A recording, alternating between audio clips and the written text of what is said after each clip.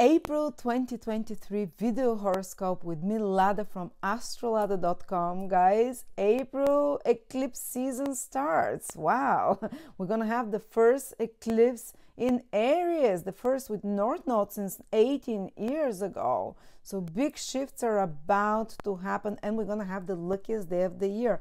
Jupiter will join the sun. For every one of us, some powerful new creative inspirational opportunity will appear that will make us feel more alive. We'll talk through all of that. And Mercury goes retrograde, but who cares? But the eclipses and Jupiter and the sun. But before I start, I just want to let you know that this is my birthday month, and I only do once a year discount of almost 50% of all of my courses. Only my courses. It's not going to repeat again this year. I'm doing it just for my birthday month for 2-3 weeks. So if you'd like to learn any of my courses, I have foundational, short, long. I will put a link below to all my courses, so you can this is the last time I'm doing it this year, and possibly for years ahead, because I'm going to do a very different way. We're going to do a subscription from then on. So it's, so we'll see. So thank you so much. Let's begin the April 2023 Sun, Moon, or Ascendant, April 2023. Taurus, the month starts with Saturn being born in Pisces. It entered Pisces last month, but it was invisible. Now, for the first time in 30 years, you'll be able to see Pisces with your naked eye in the sign of Pisces, Saturn in the sign of Pisces. So it's being born. So new structures can be born in your 11th house, structures that actually will take maybe many years to complete, but will bring security to you, especially when it comes to earnings and gains, because the 11th house is very much connected to salary, earnings, gains, anything connected to such kind of profitability as well. So it's time now to start laying new foundations. Not on the 3rd exactly, but it might start already from March, the whole April, laying new foundations about your socio-economic goals. Not only learn, but like new structures, building new foundations, new structures, and laying new habits there that in the long term can give you more profitability, more connectedness. Also maybe laying the foundations of some plan that long-term goals is the 11th house. Long-term goals that can establish you socially, financially, and long-term goals connected to your dreams and wishes. And now Saturn being born there, you're going to lay the foundations to go towards your dreams and wishes in a structured, in an organized, legal way as well, by following the rules of society. And maybe putting down new routines where you work more hard or more consistently, or new plans where you work towards fulfilling your long-term goals and wishes. People that are especially in business, that can be very productive time that starts for them for the next 2-3 years. But now Saturn is being born, so it will lay the structures, and even some kind of a restricting yourself on other levels so you can focus on those themes. And the 11th house is also about friendships, so it might be your social life. So it might be time to lay new rules, or start laying new rules who you let into your life, what your expectations from others are, and others might lay new rules for you, what the expectations for you are. You might be having more professional expectations from those around you, more. You might be having expectations of more distance towards others, so they don't waste your time, but only letting in people that are useful for you. And maybe you might put new rules on social media, on who you connect with, the people that are in your life, not just personally, but 11 houses, on any kind of networks. So you might put new rules there. All right, but let's focus on the other next big event now. It's going to be full moon in Libra, after that on the 6th. So that will be Taurus in your 6th house. So around the 6th and the next 7 days, around that time, so in April, they can be also focused on your work. They can be completion of some work project. They can be seeing the results of certain work that you've been doing as well. Or they can be even the endings. The full moon is an ending, a certain phase of your work, or a certain aspect of your work that is ending and it's completing, and you're seeing the results now. And there is also the sixth house is considered the house of health and illness in particular. And this full moon is opposite Chiron exactly. So there is this element of healing for some of you. Chiron is the wounded healer, a wound that has existed, a wound that has hurt you. It might be a physical, actual wound, or emotional, psychological, because the sixth house and the 12th house, which participate, is the physical and mental health of someone, where this full moon is happening, with Chiron participating there, and it being a full moon about resolutions and being very close to Jupiter within 7-8 degrees. I feel like that there can be some powerful resolution for you of a health problem to some of you, not all Pisces, but definitely for some of you, some powerful resolution to a mental health issue, an addiction even of some sort because of the 12th house involved, or something on the physical level as well. Let's see. Then on the 11th, Jupiter and the Sun are meeting in your 12th house. The two gas giants, the biggest planets in our solar system, meeting in your 12th house. Well, it doesn't affect you directly, but it can be, and this is very lucky, positive. They're calling it the luckiest day of the year when Jupiter and the Sun meet. But it's happening in your 12th house, which is kind of like a hidden house. So that can be a great time if you go on holiday this month.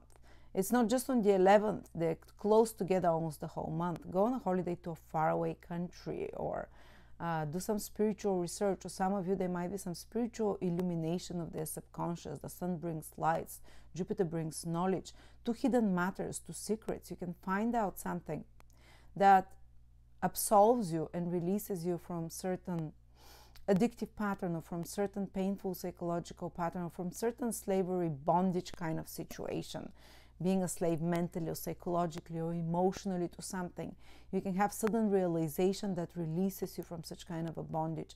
Sometimes it's actual physical liberation from something as well, being freed from something, from a situation, from a limiting, from prison for some of you even, impossibility.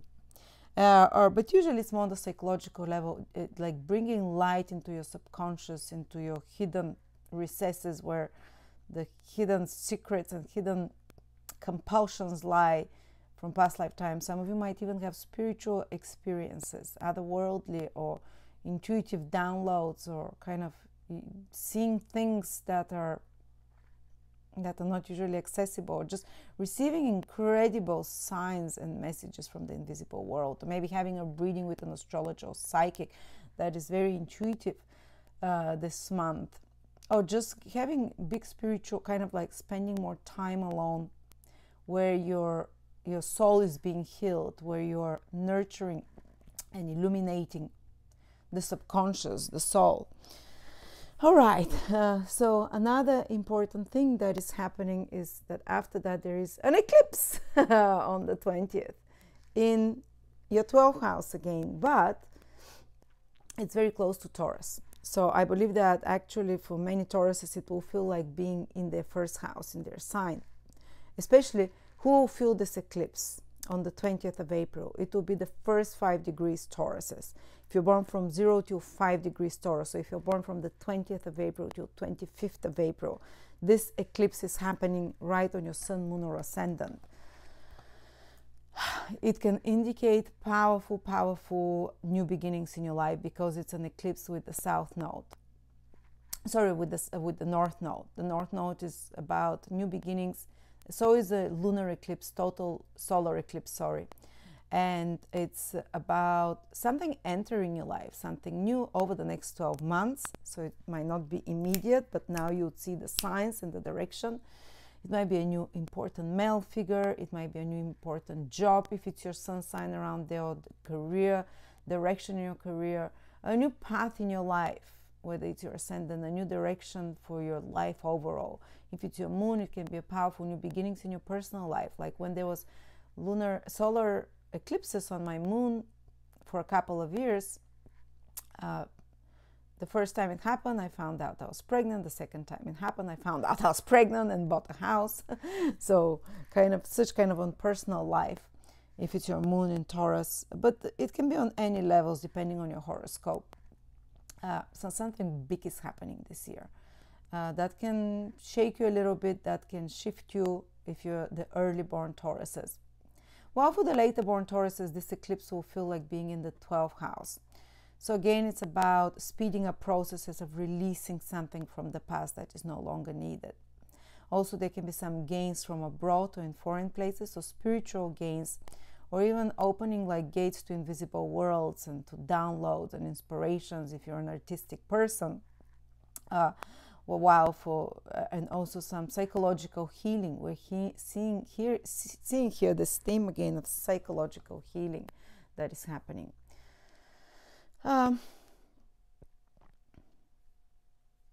Okay, and then the biggest other event that you'll probably feel is that Mars is going to turn retrograde in your sign around 15 degrees.